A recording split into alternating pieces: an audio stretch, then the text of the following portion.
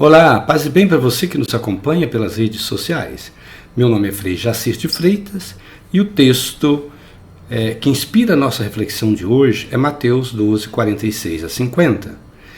Essa passagem bíblica utilizada na celebração da apresentação de Nossa Senhora no templo. E olha só o que eu preparei para você.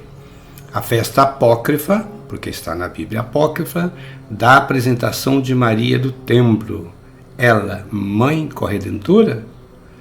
E que relação existe com Zumbi dos Palmares? Você vai estar se perguntando por que isso. Não saia daí que você vai entender. Então, nessa passagem é mencionada a mãe e os irmãos de Jesus. 4 homens e 2 mulheres. Filhos de José com a sua primeira esposa. Seria possivelmente um deles, Tiago, a autoria de um evangelho que narra como foi a apresentação de Maria no templo de Jerusalém. Diz a narrativa que ali ela foi cuidada pelos sacerdotes e educada na fé judaica. Aquela que viria a ser a mãe de Jesus exercia liderança sobre os nazireus, isto é, os consagrados que viviam no templo. Maria permaneceu no templo de Jerusalém dos 3 aos 12 anos, quando então foi escolhida para ser a esposa do idoso José de Belém, numa cerimônia de apresentação de bastões levada por homens de Jerusalém. José foi escolhido, ainda que idoso, pois quando o sumo sacerdote apresentou o seu bastão, ele floriu e uma pomba pousou sobre a sua cabeça.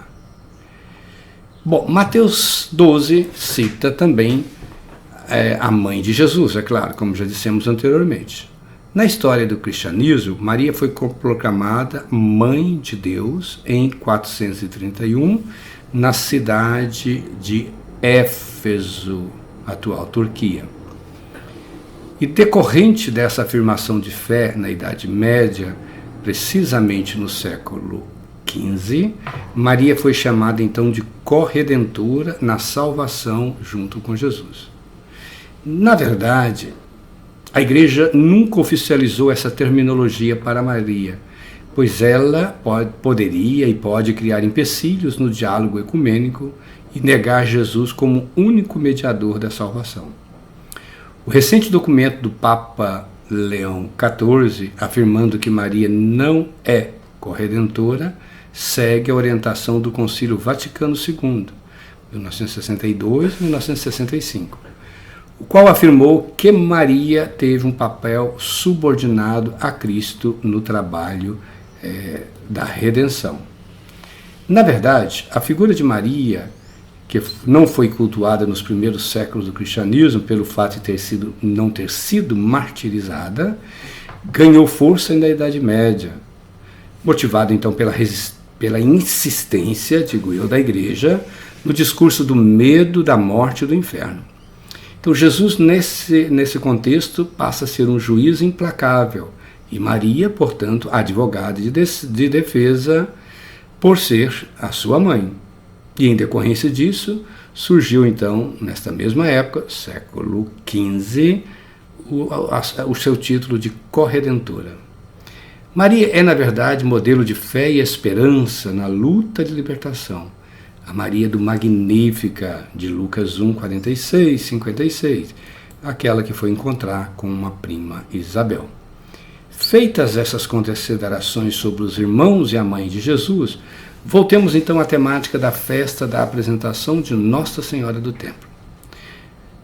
Considerada pela Igreja Ortodoxa, isto é, do Oriente, como uma de suas 12 grandes festividades litúrgicas, esta festa é celebrada no Oriente desde 1543, da Era Comum. Ela foi incorporada no calendário litúrgico da Igreja do Ocidente, isto é, romana, somente no século XVI, precisamente no dia 21 de novembro de 1585, pelo Papa Sisto V,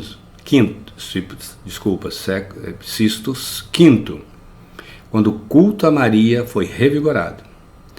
E olha que interessante, o primeiro tratado sobre Mariologia, isto é, estudos sobre Maria, só apareceu em 1602. 1602. Os irmãos de Jesus eram 4 homens, como eu disse anteriormente, e 2 mulheres. São eles, Judas, Joseto, Tiago e Simão. E as mulheres, Lísia e Lídia. A Tiago, então, conhecido também como irmão do Senhor e primeiro bispo de Jerusalém, foi atribuído o proto-evangelho segundo Tiago, ou também conhecido Natividade de Maria. Escrito possivelmente em Alexandria entre os anos 150 e 200. Segundo esse relato, Joaquim, pai de Maria, teve sua oferta rejeitada no templo por não ter dado descendência para Israel. Então ele vai para as montanhas jejuar e lamentar. Ana fez o mesmo em casa, até o dia em que o anjo do Senhor lhe aparece e diz: Ana, Ana, o Senhor Deus ouviu a tua oração. Conceberás e darás à luz, e toda a terra falará de sua descendência. É o que está então na Bíblia Apócrifa, páginas 124 e 126. Então, voltando aqui, Ana respondeu: tão certo como vive o Senhor, se nascer um fruto de meu seio, seja menino ou seja menina, eu o levarei como oferenda, isto é, para ser consagrada ao Senhor.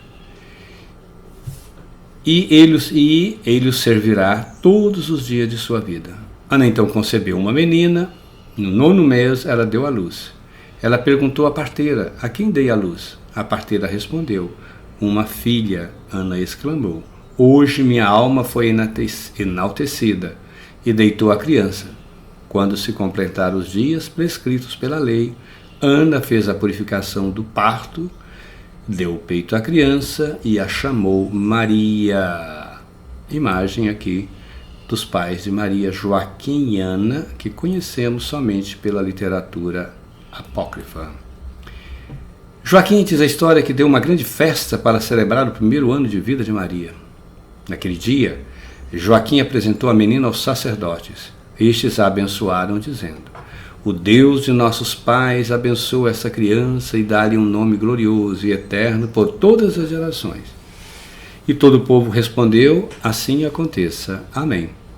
E os sacerdotes apresentaram-na aos chefes dos sacerdotes, que a abençoaram, dizendo: ó Deus do Altíssimo, lança seu olhar sobre essa menina e concede-lhes a mais ampla bênção, além do qual não haja outra. Então, sucedia-se os meses para a criança. A menina então atingiu os 2 anos e Joaquim disse: Ana, vamos levá-la ao templo do Senhor para cumprir a promessa que fizemos, a fim de evitar que o soberano Senhor nos puna ou a que a nossa oferta seja rejeitada. Ana respondeu: esperemos o 3º ano, para que ela não se sinta falta de seus pais e de sua mãe.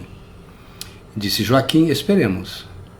Então, quando a menina chegou aos 3 anos, disse Joaquim: convidemos os filhos dos judeus, que são puros, para que tomem suas lamparinas e as conservem acesas para acompanhá-la. Desse modo, a menina não voltará para trás do seu coração e não será preso por nenhuma coisa fora do templo do Senhor. E assim o fizeram. Ao chegarem ao templo do Senhor, Maria subiu velozmente os 15 degraus do templo, sem sequer olhar para trás e nem procurar pelos pais. Olha que narrativa bonita. E o sacerdote a recebeu e, depois de beijá-la, abençoou-a, dizendo: o Senhor exaltou teu nome por todas as gerações. Em ti, nos últimos dias, isto é, na vinda do Messias, o Senhor mostrará a salvação aos teus filhos de Israel. E o sacerdote fez sentar-se no 3º degrau do altar, e o Senhor fazer descer sobre ela a sua graça. Ela dançou com os pés e foi amada por toda a casa de Israel. Joaquim e Ana voltaram para casa, louvando e glorificando a Deus, dizendo: soberano Senhor, porque a menina não tinha voltado para junto deles. Uma informação: a tradição da igreja copta, isto é, do Egito, afirma que Maria estava com 6 anos quando seu pai Joaquim morreu. Ana morreu 2 anos depois. E Maria permaneceu servindo no templo do Senhor até a proximidade de sua menarca, isto é, 12 anos.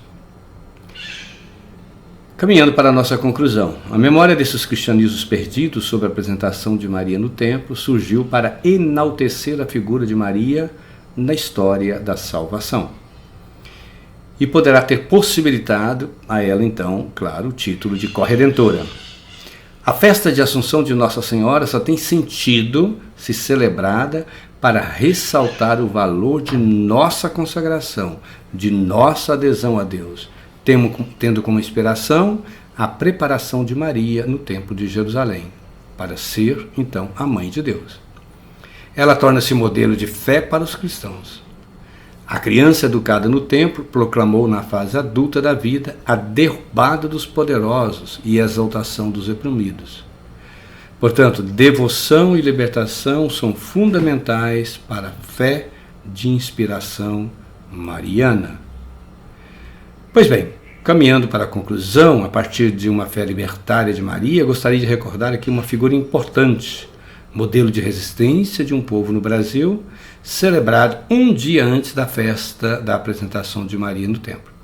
Estou me referindo à memória de Zumbi, líder de resistência do povo negro no Brasil colônia.